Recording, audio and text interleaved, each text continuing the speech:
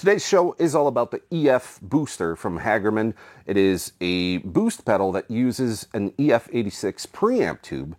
The design is unique to Hagerman, so it's not a copy of anything. These are pretty simple controls, so you're looking at level, tone, and drive. This is not an overdrive pedal. It really is a clean boost with the option of clipping via this knob over here, but it's very subtle clipping. It's preamp tube type of saturation, but it's not as heavy as something like a 12AX7. There's also a shift in the mids. It's a bit thicker when you start to engage the drive. The tone here doesn't react like your typical tone you would have on, let's say, something like, you know, a Boss pedal or whatever. Not that those are bad, it's just, this is very different. Instead of being in the middle where it's neutral, and then when you go counterclockwise, it gets super dark and muffled.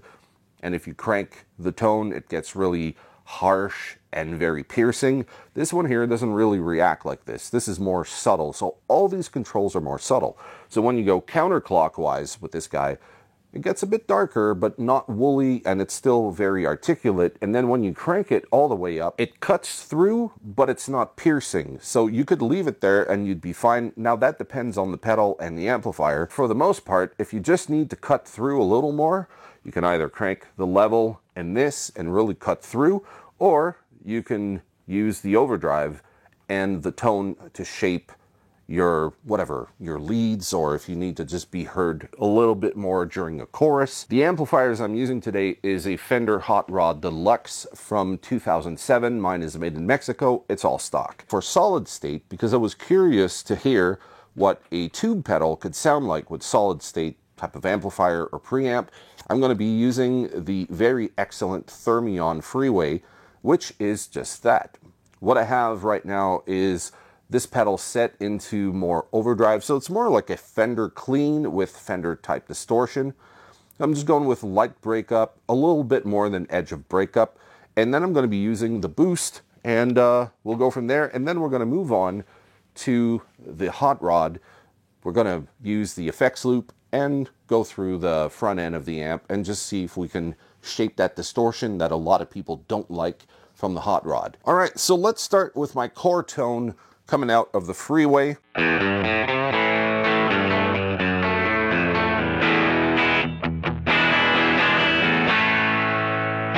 Now the guitar for this example is a 2015 Fender Telecaster, American made. It has a Broadcaster pickup in the bridge and a twisted telly in the neck.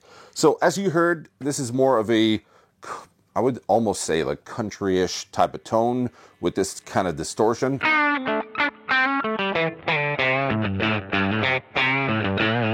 Now what I want to do is find the unity gain with this pedal so that we can just hear what it sounds like when you instantiate the pedal and then turn it off without boosting any volume. So that way we can hear what this pedal brings to the table without anything boosted.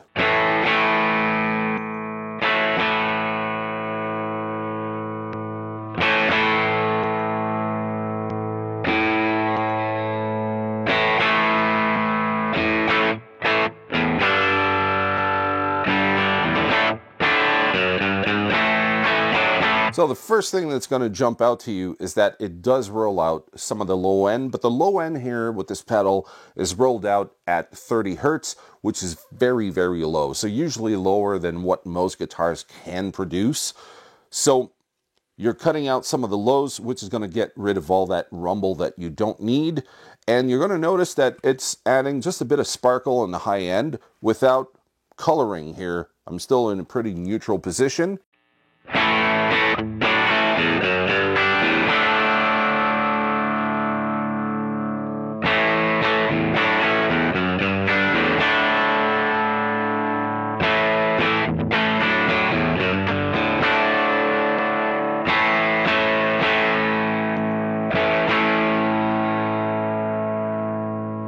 Now what I'm going to do is crank up the treble. Jim from Hagerman told me that when you crank up the treble all the way, it's pretty much the same thing as cranking up the treble all the way on a tube screamer. Now, I don't know why you would do that. Maybe it depends on how dark your pedals sound.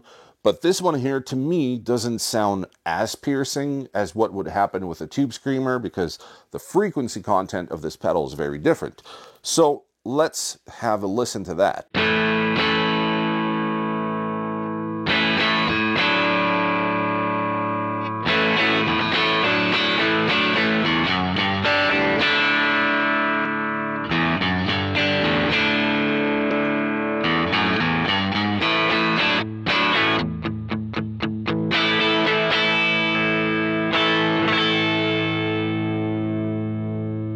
Now we heard it at unity gain. What I'm going to do is turn down the level all the way and start to mess about with the drive. You're going to notice that it does bring out the level quite significantly, but you're going to hear that shift in mids, and you're going to hear the subtle breakup that you also get.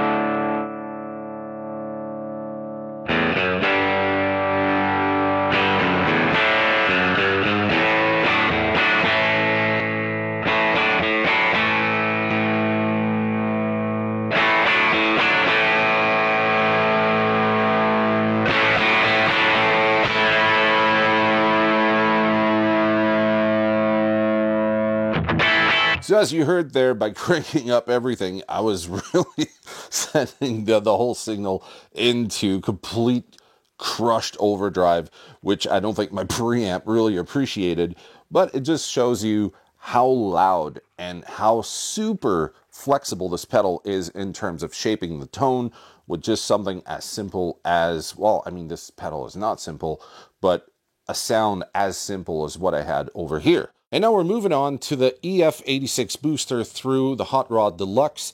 Before we instantiate the distortion channel from this amp, what I want to do is just get you to hear the clean channel. So this way we can actually have a reference point for what the EF86 is actually going to do to the tone. So this pedal does filter out some of the high end and some of the lows, which makes the guitar more in tune with a band setting. So let's turn this on. I have it at what to me in the room sounds like a unity gain. Clean channel. Let's start with the bridge.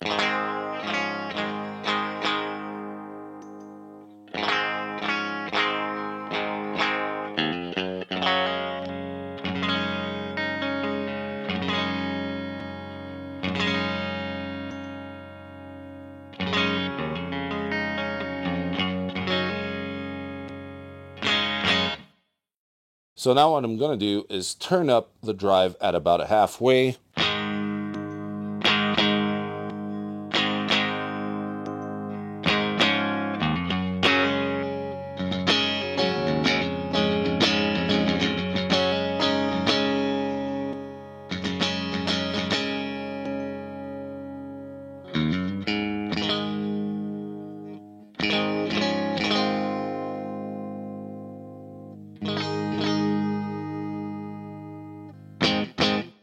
So now if I turn it all the way up, what happens is that you're going to get a significant boost, and you can't go any lower than what is happening here with the level, because you're actually cranking up not only some of the clipping, but also the overall output with this.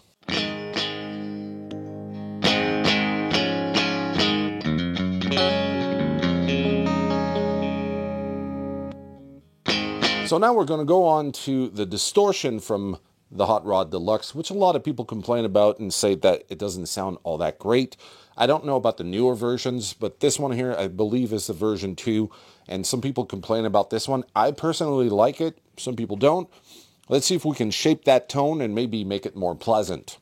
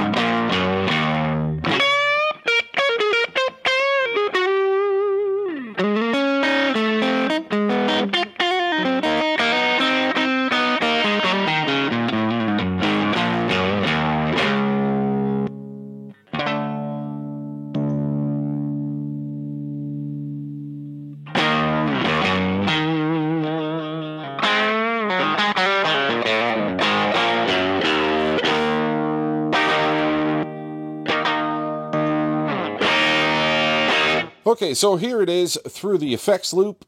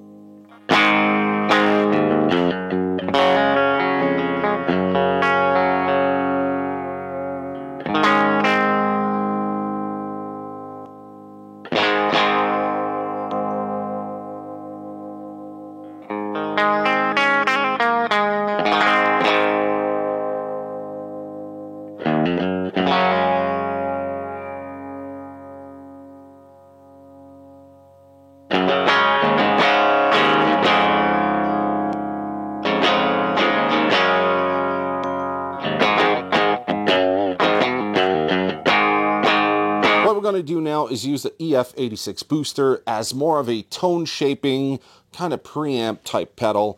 What I have here is the Rat2 and the SD9. Both these pedals are super bright. Now that's not necessarily a bad thing, but I find the tone on both of these, so this one here says filter, but it's the tone. I find that I have to cut out a lot of the high end, which sometimes can take away some of the articulation depending on the guitar, what other pedals you have, and the amplifier that you're using.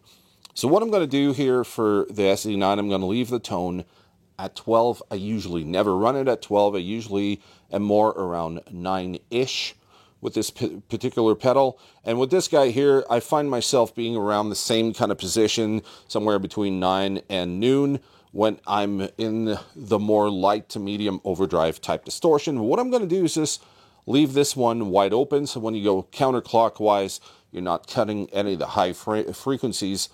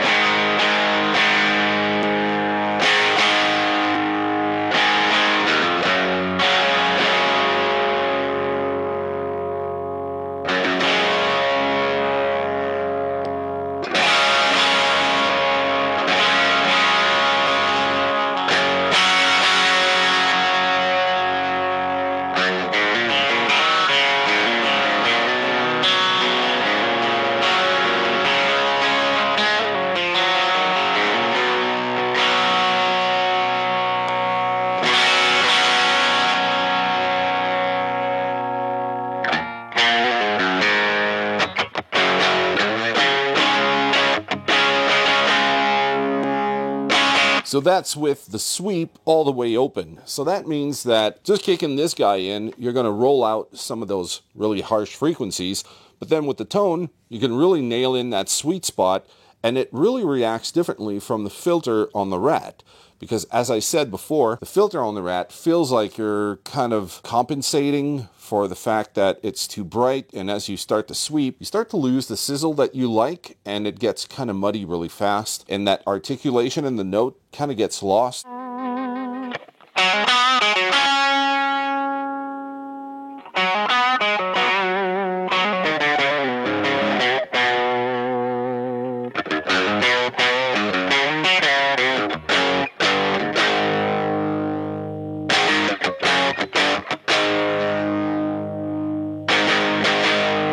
So this would be around where I would put this pedal, but now if I leave it wide open,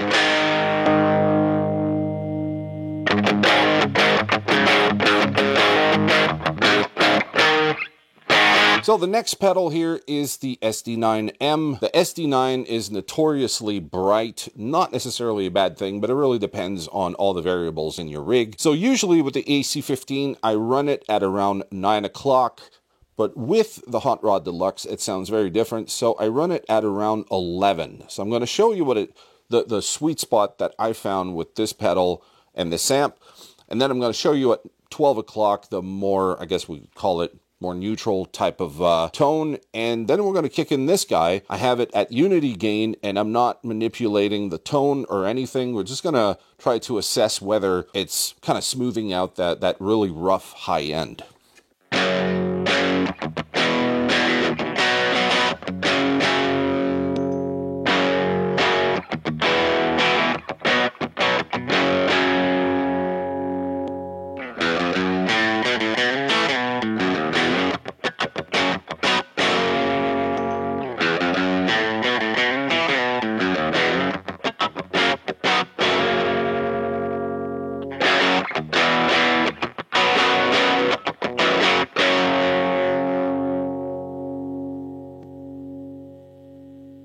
Okay, so now I have the tone at 12 o'clock on the SD9, and it should be a little brighter.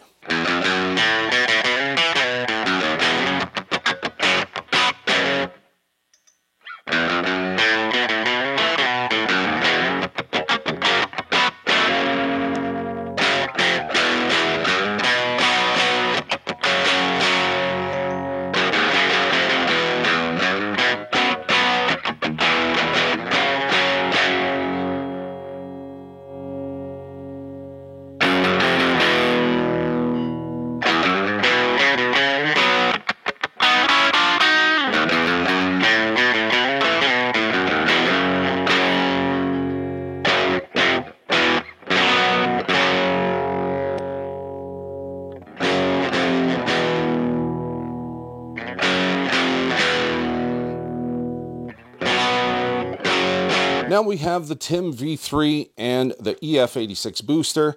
I'm not using the effects loop right now. I'm just going through the front of the TIM, and I'm going to be using it as a tone shaper and a boost.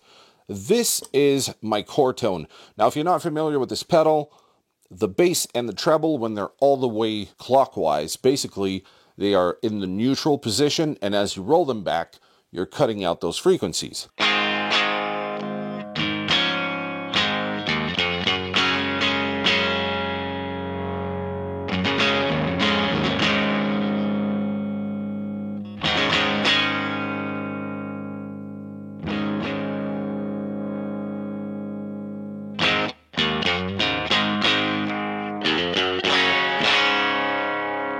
All right, so this pedal does have its own internal boost, but I want to use this one here because it's very different in terms of what it does and what it sounds like. So we can hear with the boost.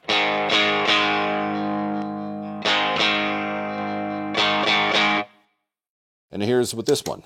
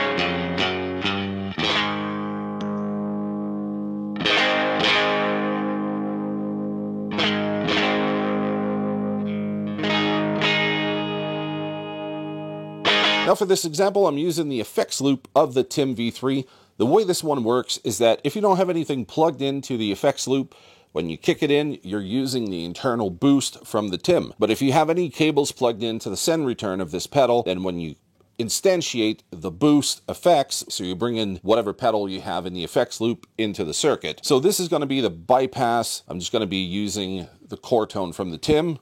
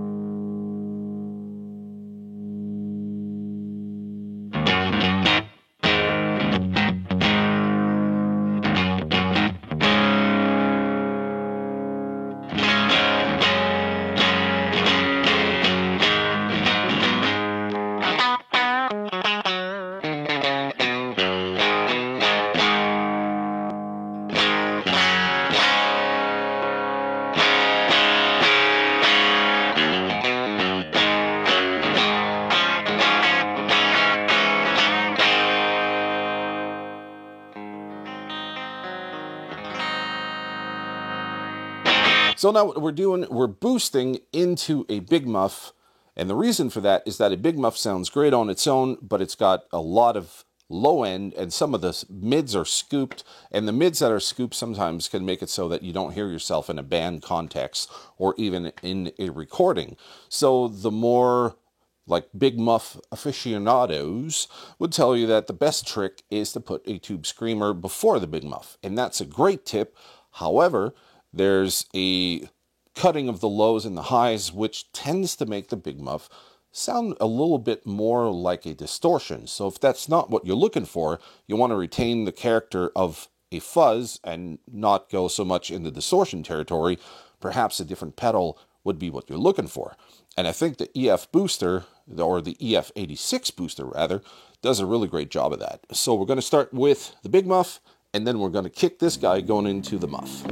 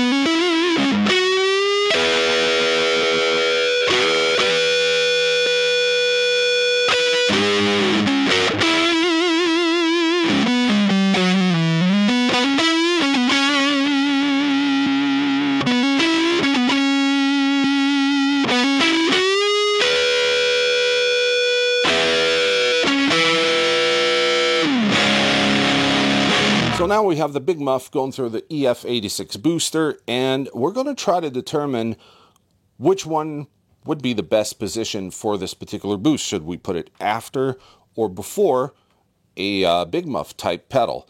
So here is the Big Muff on its own.